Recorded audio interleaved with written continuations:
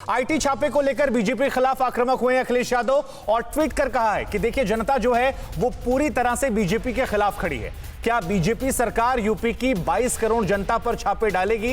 ये बात अखिलेश यादव ने कही है। ये ट्वीट भी हम आपको दिखा रहे हैं। ये भी कहा कि बीजेपी को जितना ज्यादा डर सताएगा, ये छापों का जो दौर है ये इतना ज्यादा बढ़ता जाएगा। ये अखिलेश यादव का ट्वीट है जो हम आपको दिखा रहे हैं। यानी कुल मिलाकर इसे राजनीतिक एंगल भी दिया गया है और कई तरह के सवाल खड़े किए गए।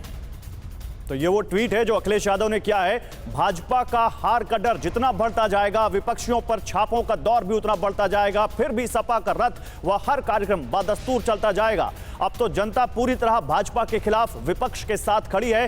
अब क्या 22 के लिए भाजपा सरकार उत्तर प्रदेश की 22 करोड़ जनता के यहां छापे डालेगी? सीधे चलते हैं अखिलेश के इस ट्वीट के बाद अभिषेक उपाध्याय के पास, जो इस वक्त रायबरेली से हमारे साथ जुड़े हुए हैं। वैसे इस वक्त हमारे एक और संवाददाता मनीष भी दिख रहे हैं। सुरेंद्र जी आपके पास आएंगे, लेकिन पहले जरा अभिषेक उपाध्याय से पूछे कि आज रायबरेली से अखिलेश यादव के इस हमले की धार कितनी ज्यादा तेज दिखती है। अभिषेक, एक बात तो तय है कि अखिलेश यादव ही वो शख्स हैं जो बीजेपी को सबसे कड़ी टक्कर दे रहे हैं 22 की इस लड़ाई में, लेकिन आज के इन छापों के बाद और अखिलेश का इनका चुनावों से जोड़ने के बाद क्या कोई नैरेटिव चेंज होता दिखता है?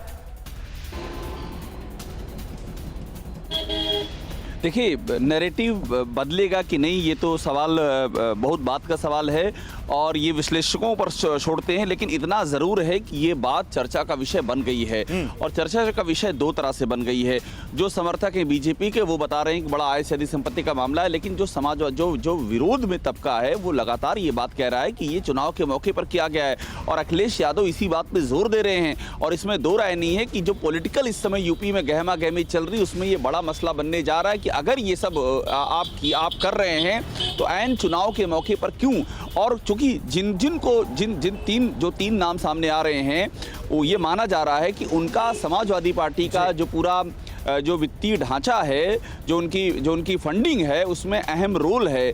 तो इसलिए चुनाव के मौके पर उसको कनेक्ट करके ये देखने की बात लगातार समाजवादी पार्टी की ओर से की जा रही है और वो इसको बड़ा मुद्दा बनाने की तैयारी में भी है। ठीक है अभिषेक, आप रहिए मेरे साथ। समाजवादी पार्टी की प्रवक्ता भी हमारे साथ पैनल में हैं और आज क्योंकि सियासत का सुपर सैटरडे है, राहुल गांधी, प्रियंका गांधी, पीएम मोदी और अखिलेश तो हैं ही, सभी आज उत्तर प्रदेश में हैं, तो आज बहुत ज्यादा सरगर्म है यूपी की सियासत। लेकिन आपको बता दें कि आज सुबह से अखिलेश के करीबियों पर इनकम टैक्स की रेड चल रही है।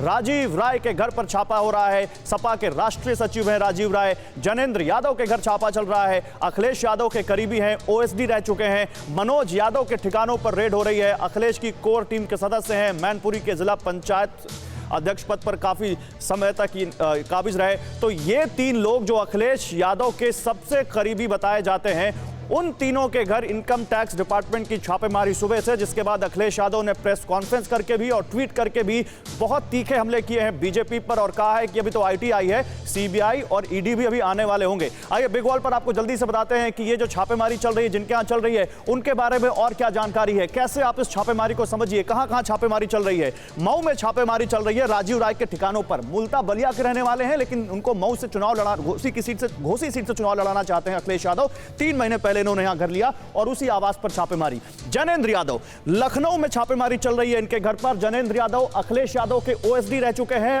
और इनके घर पर भी छापेमारी चल रही है। ये भी उनके बड़े फाइनेंसर में से एक गिने जाते हैं।